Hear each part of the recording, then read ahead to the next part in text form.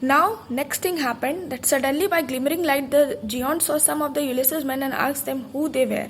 One Ulysses summoned courage to answer that they were neither robbers nor traders, they were Greeks returning from Troy and had lost their way on the seas. He asked the Geont to be kind to them in the name of the chief god Zeus. उसके बाद जैसे ही वो light on करता है तभी वो कुछ यूलिसेस के आदमियों को देख लेता है और उनसे पूछता है कि who were they, from where they came. तो उसमें से एक सिपाही उनको जवाब देता है that they have lost their way and they are coming from Troy after a great war. और वो कोई चोर या रॉबर्स या ट्रेडर्स नहीं है, they have just lost their way, so please be kind with them. और वो उनसे यूलिसेस जो होता है साइक्लोप से रिक्वेस्ट करता है कि वो हमारे साथ काइंड रहे, मतलब आराम से बात करें. और वो उसे अपने गॉड की भी याद दिलाता है. He replied nothing but gripping two of the men as they have had me no more than children. He dashed their brains out against the earth and tore into pieces their limbs and devoured them. What happened? इतना कहना था कि cyclops ने फौरन दो आदमियों को उठाया और ऐसे उठाया जैसे कि they are children for him, और उनका सर जो है दीवार से लड़ा दिया और उनके लिम्स को पूरी तरीके से तोड़ दिया. Then what happened? And after that he devoured them. Devoured means they Cyclops eaten that two men. After that, after drinking many bowls of milk, he lay down and fell asleep among his goats. Ulysses drew his sword and wanted to thrust it with all his might in the bosom of the sleeping monster, but he remembered that they would be never able to make the big stone in the place in the entrance. उसके बाद जब वो उन दो आदमियों को खा चुका होता है और उसने बहुत ढेर सारा मिल्क पी के वो वहीं पर सो जाता है. यूलिसेस चाह रहा था कि वो फौरन अपनी स्वॉर्ड निकाल के उसको वहीं मार दे, but he didn't done that. Why? Because the big stone which is there at the entrance can not be replaced. क्योंकि जो एंट्रेंस पे बहुत बड़ा सा स्टोन लगा हुआ था वो साइक्लोप्स के अलावा कोई भी नहीं हिला सकता था.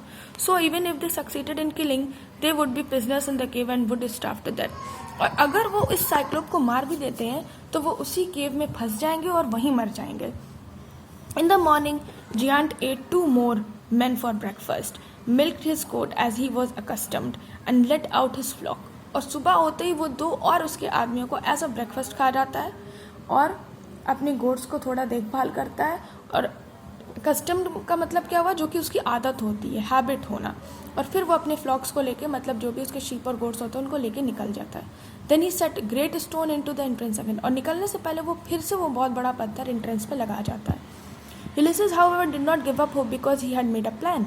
The giant had left the tree trunk in the cave, and from the Ulysses cut a piece 6 feet long and started to sharpen the end. He instructed 4 of the men to twist into the point in the giant's eyes when he falls asleep that night.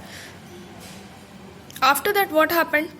कि cyclops तो वहाँ से चला जाता है, but यूलिसेस के दिमाग में एक प्लान आता है, क्योंकि वहाँ पे साइक्लोप्स वो जो ट्री का जो तना, जो पेड़ का तना वहाँ छोड़ के चला जाता है.